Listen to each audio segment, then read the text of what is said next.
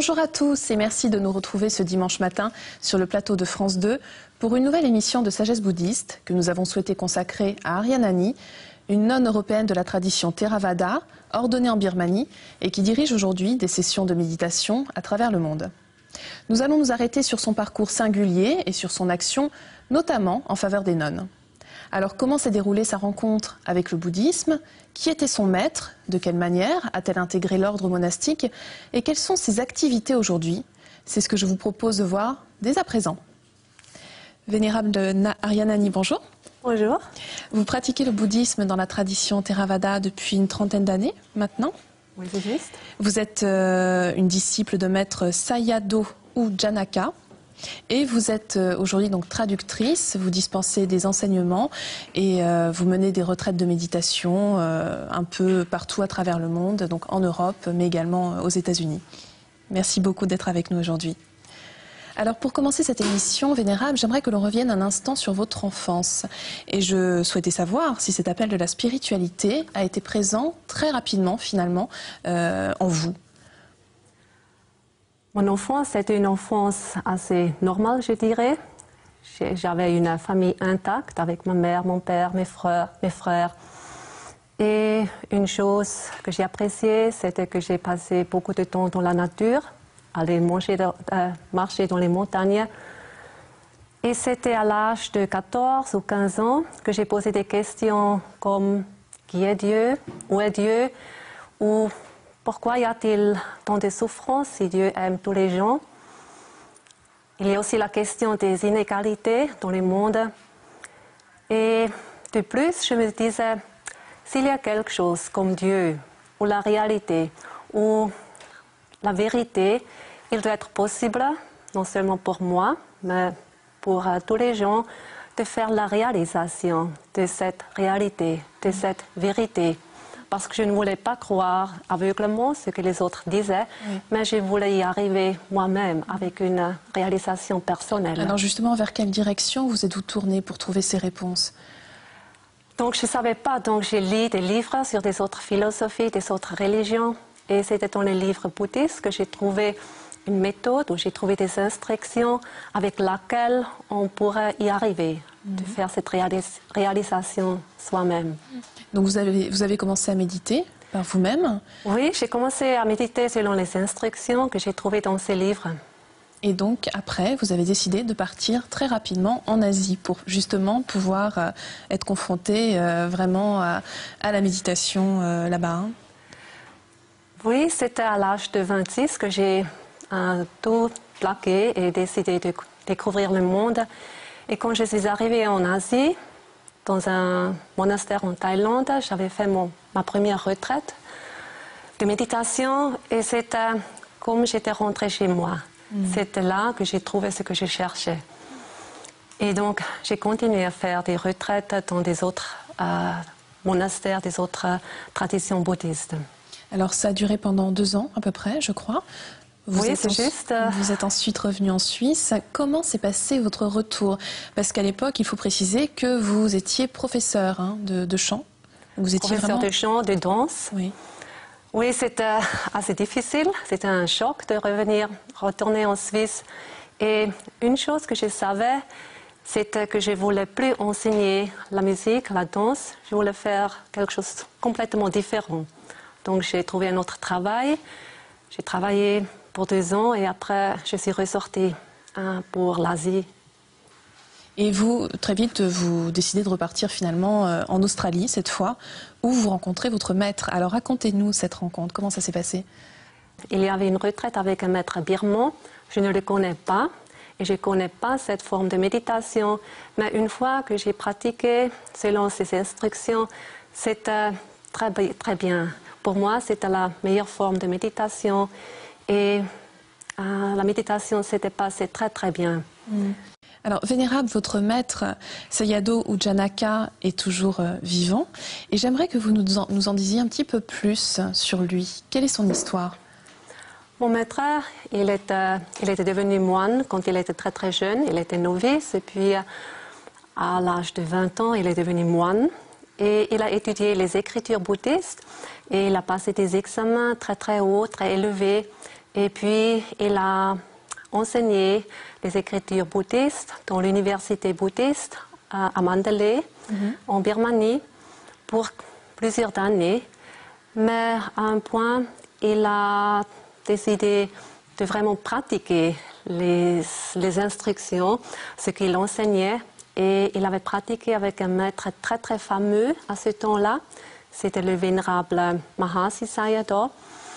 Et après avoir pratiqué la méditation pour 3 mois ou plus de 3 mois, il a décidé de continuer à enseigner la méditation et plus enseigner les écritures. Et pourquoi est-ce que vous avez finalement décidé de devenir sa disciple? Qu'est-ce qui vous a touché chez ce maître plus particulièrement? Chez ce maître, j'ai trouvé qu'il était la personnification des qualités saintes comme ils sont décrites dans les écritures, pas seulement bouddhistes, mais aussi selon des autres religions ou traditions spirituelles, des qualités comme la sagesse, la patience, le non-jugement, l'absence de l'aversion ou du désir. Et de voir un être humain comme ça, c'était une grande inspiration pour moi et un encouragement de suivre ces instructions parce que je voyais qu'il était possible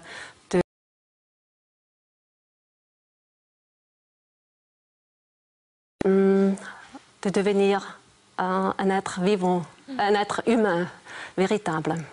Alors ce maître vous invite à aller en Birmanie et là vous avez pris des vœux. Racontez-nous un peu comment ça s'est passé. Il m'a invité de venir en Birmanie dans son centre de méditation au monastère et quand je suis arrivée en Birmanie, j'ai appris qu'on peut prendre les vœux temporaires. Alors temporaire, qu'est-ce que ça veut dire?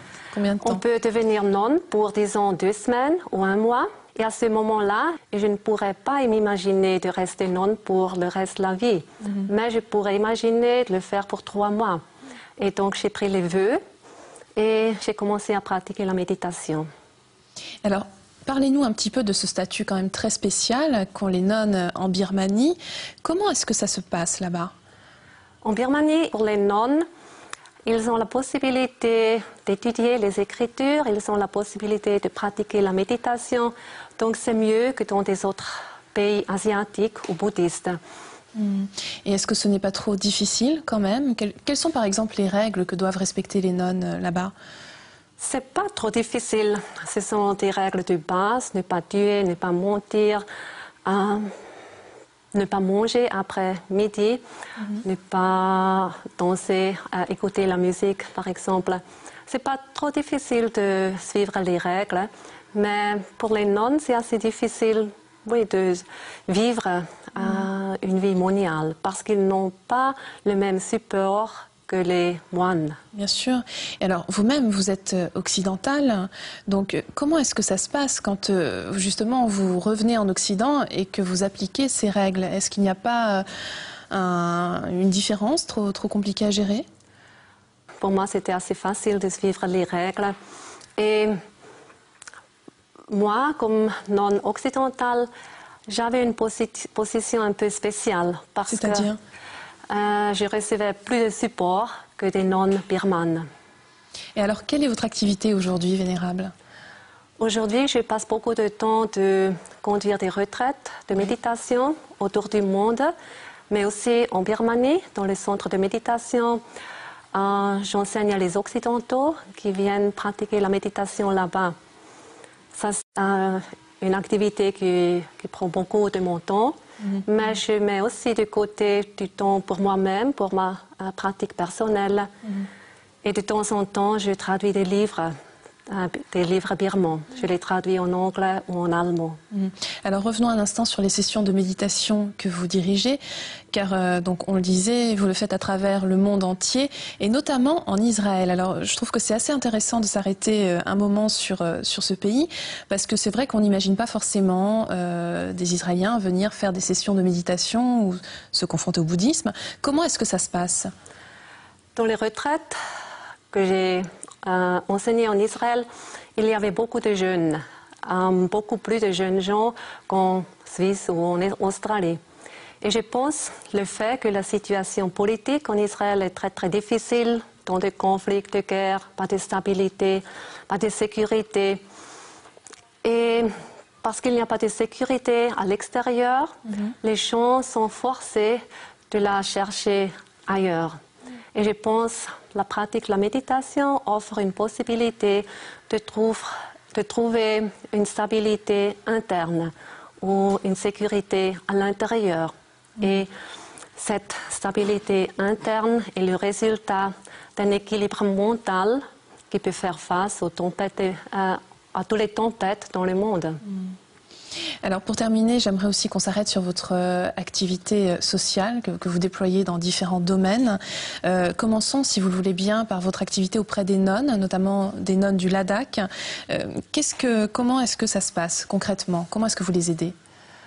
Je supporte les nonnes au Ladakh, mais aussi en Birmanie. Comme je l'ai dit, en Birmanie, les nonnes ne reçoivent pas le même support que les moines. Et donc, parce que je suis une nonne moi-même, je vais supporter les nonnes. Et nous avons un projet que nous appelons Metta en action et nous supportons les nonnes autour de notre centre de méditation. Il y a beaucoup de monastères de nonnes qui sont assez pauvres, donc nous supportons les nonnes pour acheter des livres, pour étudier, pour avoir de l'eau potable, d'avoir de l'électricité, etc. Et les nonnes au Ladakh, dans le Himalaya indien. De tradition tibétaine? Oui, ce sont des traditions tibétaines. Là, ils sont tellement éloignés, il n'y a pas d'accès de route à ce village. Et donc, je les supporte surtout avec des enseignements et surtout avec des enseignements de méditation pour donner l'opportunité, pour donner la chance de pratiquer la méditation. Parce que dans cette tradition, la méditation vient plus tard dans la formation. Donc, ils étudient les écritures, mais je veux aussi qu'ils pratiquent la méditation eux-mêmes. Alors, votre action est également écologique, si l'on peut dire, puisque vous installez aussi des panneaux solaires. C'est ça? Oui. Cette année, au mois de janvier, nous avons installé des panneaux solaires au nord de la Birmanie, dans un village qui n'a pas d'électricité. Et donc, avec ça, nous voulons vraiment faire comprendre que les gens comprennent qu'il y a des autres formes pour avoir de l'électricité. Et est-ce que ça fait partie donc, de ce projet que vous soutenez et que vous avez appelé Metta in Action? C'est cela? Oui, c'est ça, c'est à partir de ce projet. Rappelez-nous en 2 mots ce que signifie Metta. Metta, ça veut dire l'amour bienveillant ou la bonté du cœur. Très bien. Donc c'est sous ce signe que nous allons nous quitter. Merci beaucoup, Vénérable, d'avoir été avec nous aujourd'hui. Si vous souhaitez en savoir plus, voici quelques ouvrages que nous vous conseillons. Tout d'abord, Lumière du Bouddha, d'Olivier Germain-Thomas et Christophe Boisvieux, aux éditions de l'Audi. Cet ouvrage propose, à travers de magnifiques photographies, un voyage à travers les différentes cultures que le bouddhisme a marquées de son empreinte. La Birmanie du Bouddha, des photographies de Jean-Pierre Grandjean, aux éditions Lisane. Un petit recueil composé de magnifiques photographies en Birmanie, à l'ombre des temples et dans le quotidien des moines et des moniales. Les moniales bouddhistes de Mohan Vijayaratna, aux éditions du Cerf, un rappel de la vie des moniales, des préceptes qu'elles doivent suivre, ainsi que de la naissance et du développement de l'ordre religieux féminin dès l'époque du Bouddha.